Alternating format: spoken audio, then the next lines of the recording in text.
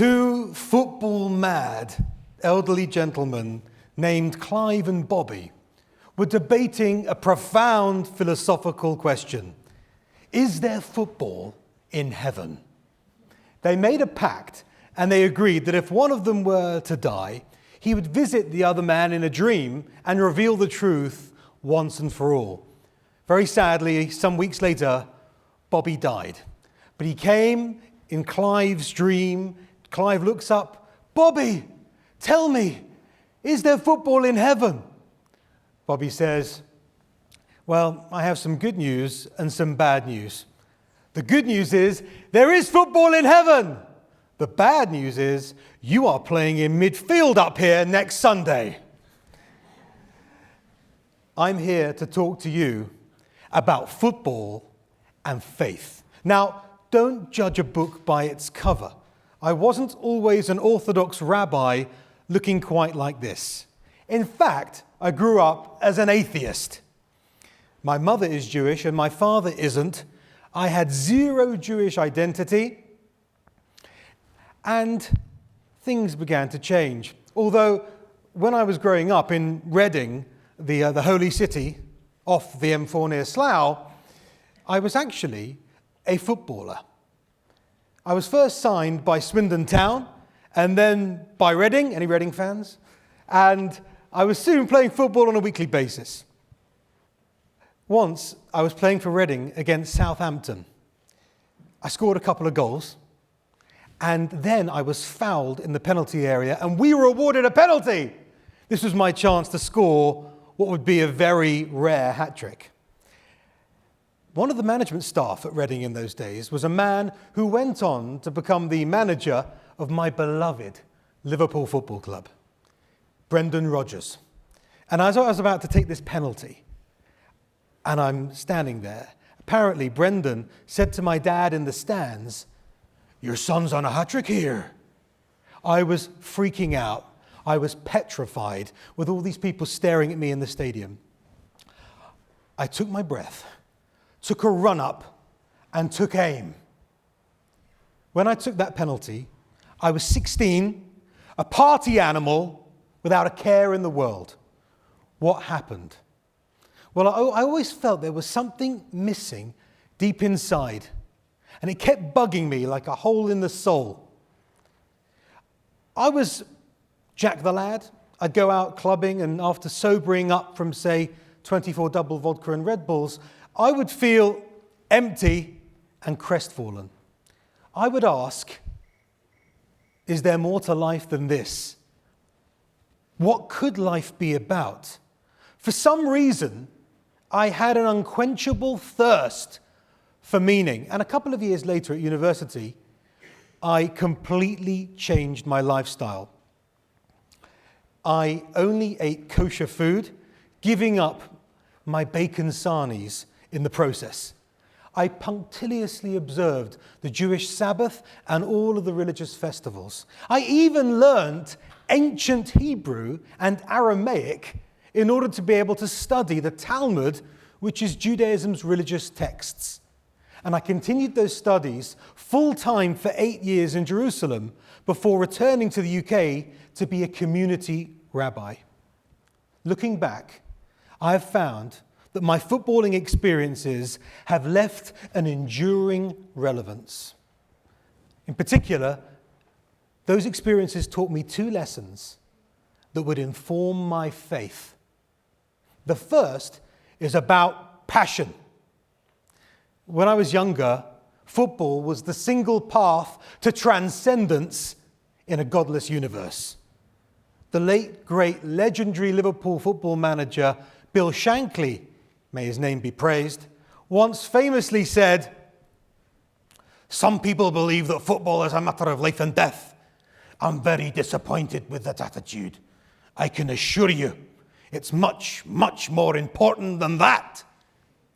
You see, for the football fan, the game is more than mere entertainment. It cuts at the core of who and what you are. It can determine your mood for an entire week. It can affect your relationships, even influence academic performance. when football fans travel the length and breadth of the country to scream their hearts out for their club, it's born out of an insatiable love. When they queue outside the club shop for hours on end to be the first to buy the new football kit, it reflects a single-minded dedication to the cause. And when they spend more money than they can afford on a season ticket, it's because it genuinely matters to them. For many football fans, football is a religious pursuit. The stadium is a house of worship. The chants are the hymns. I realized that if I would apply this same fervor and dedication to my faith, then my religious growth and spiritual focus would be greatly enhanced.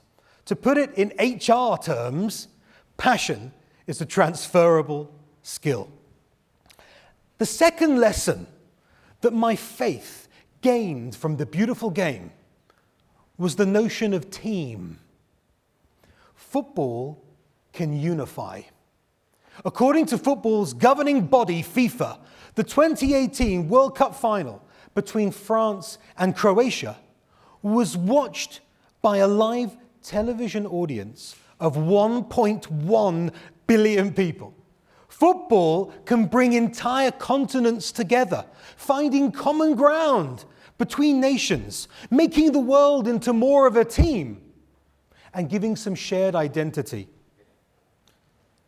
This is something that communities and faith communities must be able to grasp if they are to flourish. Further, a team transcends its constituent elements.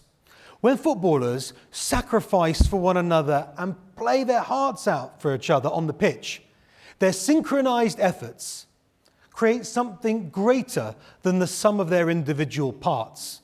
So too, faith communities must be able to harness individual talent for the benefit of the group as a whole if they are to maximize their impact.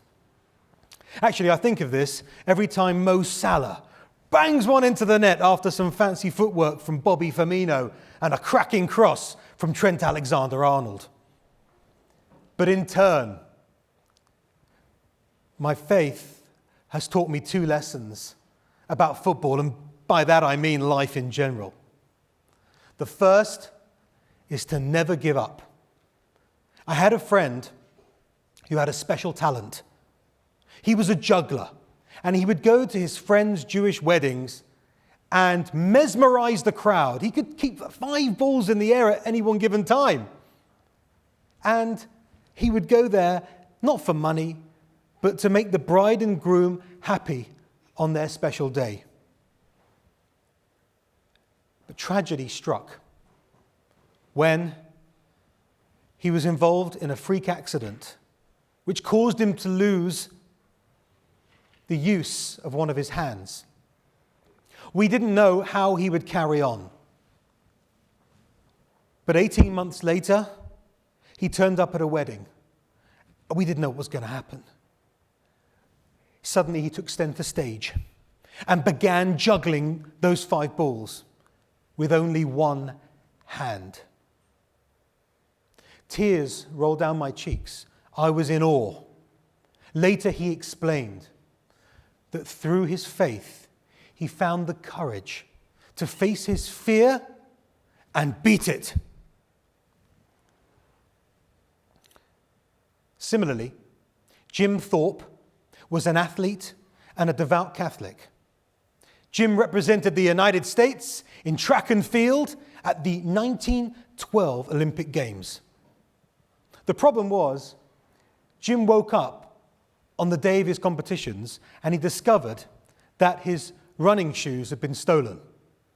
Luckily for Jim, he found 2 old shoes that had been thrown away in a rubbish bin. The problem was that one of the shoes was too big, so he had to wear an extra sock in order for it to fit. Jim was put at a huge disadvantage because of his makeshift footwear. But through his belief and conviction in a higher power, he was inspired to win 2 gold medals that day. Jim's belief was underpinned by the notion that we don't have to be resigned to the excuses that have held us back. So what if life hasn't been fair? What are we going to do about it today? Jim's faith gave him that power. Whatever you woke up with this morning, ill health, failed relationships, stolen shoes, don't let it stop you from running your race. Faith is the bridge between the worlds of I can't and I can. Faith gives us the hope that we can find that common language of connection and inspiration. But further, my faith has taught me about the power of the human spirit.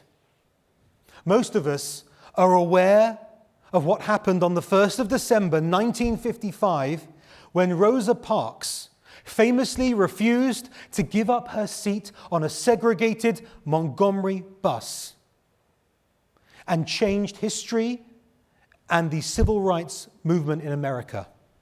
What fewer people are aware of is that Rosa Parks attributed her courage to her Methodist faith. Referring to her resistance, Rosa Parks once said, "I felt that God would give me the strength to endure whatever would happen next. God's peace flooded my soul, and my fear melted away. All people were created equal in the eyes of God, and I was going to live like a free person." Some years ago, the directors of Starbucks, the coffee chain, had an audience with a rabbi called Nosson Finkel. This rabbi suffered acutely with Parkinson's disease, but he was still able to engage the businessmen. He asked them one question: what is the main lesson of the Holocaust? One Starbucks guy piped up and said, "We will never forget." The rabbi said, "That's important, but it's not the main lesson." Another Starbucks businessman said, "The lesson is we will never be victims or bystanders again." And the rabbi said, "That's great, but it's not the right answer as to what the most important lesson is." The rabbi went on to explain that during the Holocaust, the prisoners arrived at the concentration camps in rail cars in horrific conditions. The doors were flung open. Husbands were separated from wives, parents from children. And when the prisoners went to the bunkers, only 1 out of every 6 prisoners was given a blanket to somehow survive the freezing winter cold. Later that evening, that person had to decide, do I keep that blanket for myself, or do I share it with the 5 others who didn't receive one? The rabbi told them, do you know what the main lesson of the Holocaust is? You've got to share the blanket. It was during that defining moment that those prisoners realized the power of the human spirit because they did share their blanket with the others. We must share ours as well. So my faith and its practitioners have taught me that they can take everything from you, but not the power of your spirit.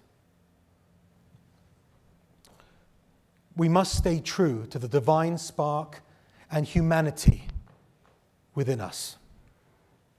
So, I have been a disciple in football and a player at faith. From the former, I learned about passion and teamwork, and from the latter, persistence and the indomitable strength of the human spirit. And if anyone was still wondering, I did score that penalty, got the hat-trick, back of the net. But anyway, in life and faith, like football, we face many challenges. I believe firmly that if we can incorporate some of these values and these lessons into who we are and how we behave, then we can surely leave this world after a long and meaningful life with a legacy that truly inspires. Good luck on your journey. Thank you.